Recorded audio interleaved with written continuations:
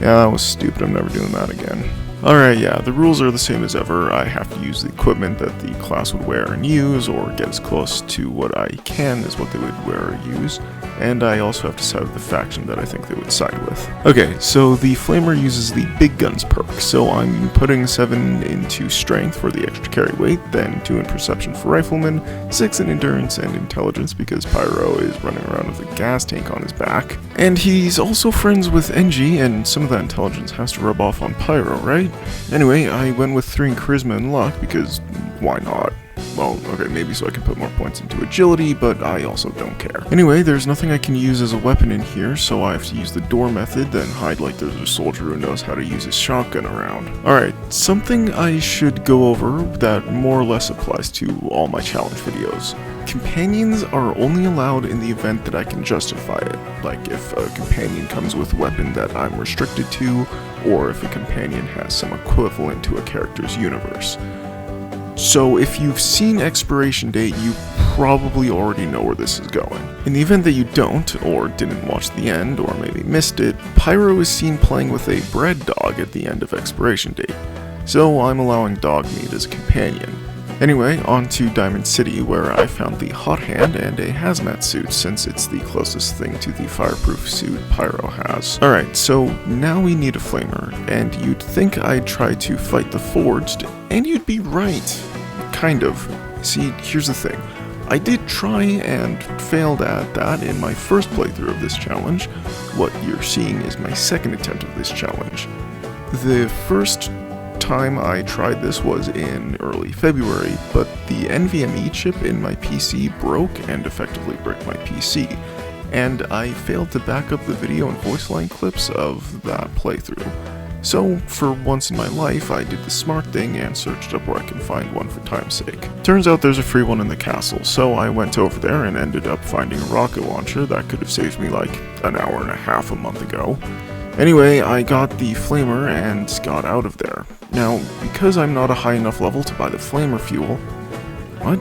Because I'm not a high enough level to buy Flamer fuel, I'll have to use console commands to get fuel. Sure, this might be cheating, and I could have just gun bashed or used the Hot Hand, but I actually want to use Pyro's primary. I've also never really used the Flamer before, so I'm effectively buying fuel at a cost of 5 caps, which, according to the wiki, is quintuple what it's normally sold as. Alright, let's go into Park Street, and I got through the first few triggermen and realized I wouldn't have enough ammo, so I grabbed some stuff to sell, and went to the Museum of Freedom to get the flare gun. Fighting the raiders isn't even noteworthy, mostly just a waste of ammo. Evident in the fact that I got the good ending to this little disaster when I was at 1 HP and the Deathclaw was at 1 HP. Then I got the winning hit in. Anyway, Preston told me to go to Templine's Bluff, and I dealt with them. Then I got the flare gun. Alright, now we are ready. I just need to sell some stuff for ammo. Now we're ready. Alright, so the flare gun sucks, but I can just run past mostly everything, so it's not a huge deal. I just had to use the Hot Hand to conserve ammo for the skinny man.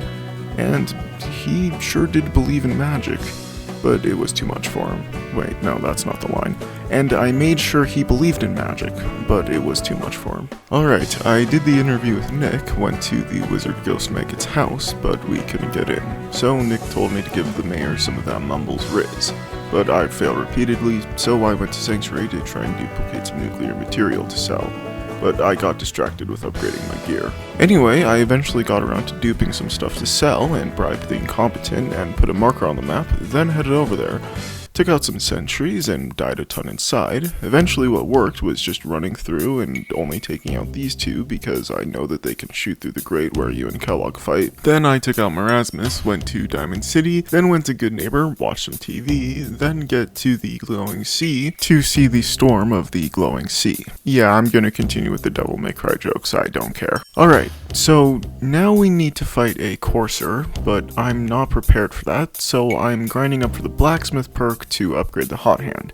So I decided to do the Story of the Century quest, but I had to make Piper my companion. I'm not using her for combat, and she kind of looks like Miss Pauline, and she's one of the only characters, her and Engie, that can understand Pyro, so I don't think having her as a companion for this purpose breaks any rules. Then I went to the Old North Church to finish the Follow the Freedom Trail quest, and that leveled me up. Then I got the Tradecraft quest. This would have been a seamless segue into telling you that I'm siding with the railroad, but I'm not siding with them, so instead of talking to Deacon, I'm heading back to Sanctuary to upgrade the hot hand. Time for green tech. While I was walking there, I realized I didn't have any ammo, so I opened up console to cheat some in, but I remembered about a rule I haven't mentioned where I have to be in Diamond City or near a weapons merchant to cheat in flamer fuel.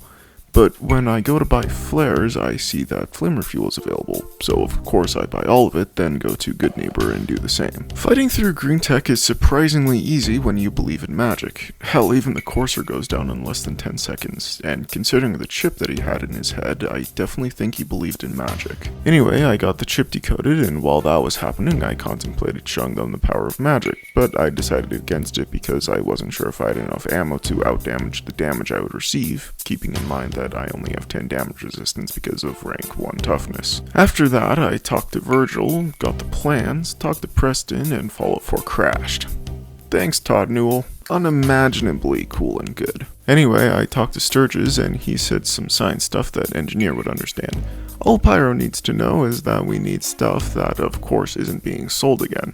So I went to the hospital with a bunch of mutants, and, well, this happened.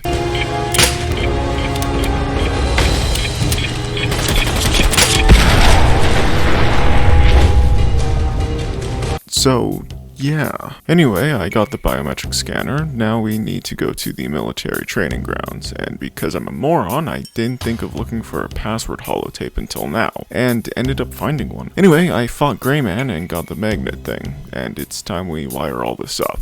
Talk to Sturges and get the teleporter into the...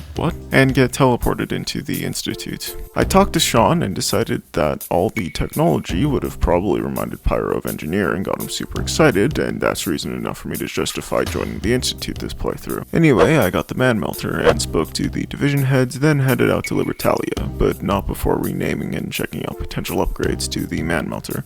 Going into Libertalia, I was able to completely ignore the demoman, and got the panic attack again, then used the recall code on the synth. Moving on to Bunker Hill, there wasn't too much...